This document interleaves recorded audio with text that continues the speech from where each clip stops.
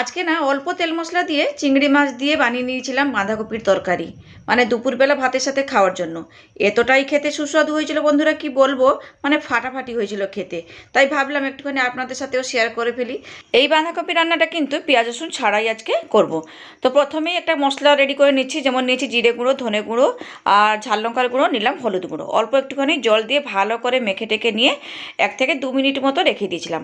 আর অন্যদিকে কড়াইতে সর্ষের তেল গরম করে নিয়ে তাতে দিয়ে দিলাম কেটে রাখা আলুগুলো। প্রথমেই আলুগুলোকে একটুখানি ভেজে তুলে নেবো। তো মোটামুটি আমি আলুগুলোকে এখানে হালকা লাল করে ভেজে নিয়েছি। তো আলু ভাজা তো হয়ে গেছে, এরপরে তেল থেকে তুলে বাটির মধ্যে রেখে দিচ্ছি।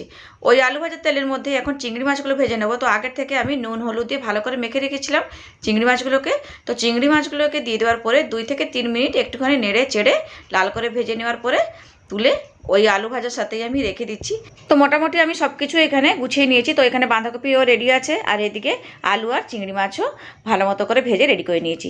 আর এদিকে না ওই বাঁধাকপির তরকারিতে দেওয়ার জন্য একটুখানি আদা শিলের মধ্যে ভালো করে, মানে পুরো প্লেন করে বেটে নিয়েছি। তো এখন ওই বাটা আদাটাকে আমি ওই মশলার সাথে দিয়ে আর একবার ভালো করে মিশিয়ে টিশিয়ে রেডি করে নিলাম। তো এরপরে তেলের মধ্যে ফোড়নে দিয়ে দিয়েছিলাম গোটা জিরে আর তেজপাতা, একটুখানি নেড়ে চেড়ে তারপরে দিয়ে দিলাম রেডি করে রাখা মশলার পেস্টটাকে দিয়ে দেওয়ার পরে কিছুক্ষণের জন্য একটুখানি মিশিয়ে টিশিয়ে ভালো করে মশলাটাকে কষে নিচ্ছিলাম। তো অল্প অল্প জল দিয়ে না মশলাটাকে 1 থেকে 2 মিনিট মতো ভালো করে কষে নেওয়ার পরে দিয়ে দিয়েছিলাম একটা কাটা টমেটো, আর তার সাথে দিয়ে দিলাম পরিমাণ মতো নুন।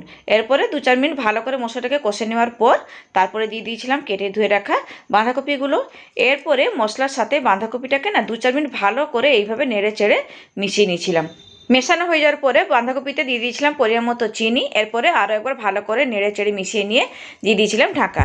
গ্যাসের ফ্লেমটাকে মিডিয়ামে রেখে প্রায় 5 মিনিট মতো বাঁধাকপিটাকে রান্না করে নিয়েছিলাম। তো 5 মিনিট পরে ঢাকাটা খুলে আবারও একবার ভালো করে মিশিয়ে নেওয়ার পরে দিয়ে দিয়েছিলাম ভেজে রাখা আলু আর চিংড়ি মাছগুলো, আর তার সাথে দিলাম অল্প একটুখানি নুন আর দিলাম গরম মশলা বাটা। এরপরে সব কিছুকে ভালো করে আবারও মিশিয়ে টিশিয়ে নেব। আর মিশিয়ে নেওয়ার পরে 2-4 মিনিটের জন্য একটু ঢাকাও দিয়ে দেবো, যাতে আলুগুলো খুব ভালো মতো সিদ্ধ হয়ে যায়। তো আমি এখানে প্রায় 5 মিনিট মতো গ্যাসের ফ্লেমটাকে পুরো লো করে রেখে এই বাঁধাকপিটাকে রান্না করে নিচ্ছিলাম। আর 5 মিনিট পরে ঢাকা খুলে নিয়ে তারপরে দিয়ে দিয়েছিলাম 1 থেকে 1.5 চামচ মতো ঘি। তো ঘিটা দেওয়ার পরে আবারও একবার বাঁধাকপিটাকে ভালো করে মিশিয়ে নিলাম।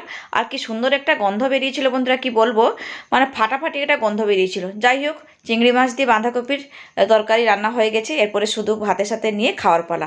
তাহলে আজকের মতো থাকলাম। রেসিপিটা কেমন লাগলো অবশ্যই কিন্তু জানাবেন।